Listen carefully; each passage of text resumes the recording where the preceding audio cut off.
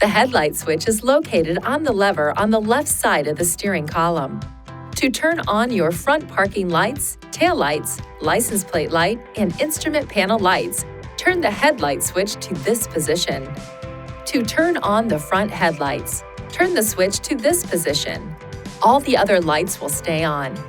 To turn on your high beam headlights, push this lever forward. You'll see a blue indicator light illuminate. Pull it back towards you to return to low beam. The blue indicator light will turn off.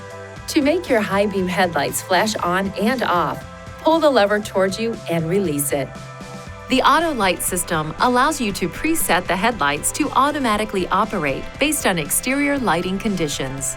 To activate the system, move the headlight switch to the auto position and push the ignition switch to the on position. To turn the system off, turn the headlight switch to any other setting. The system will also keep the headlights on for a period of time after you push the ignition switch to the off position. There is a light sensor that controls the auto light system on the top of the instrument panel. Keep this area clear of papers and other material.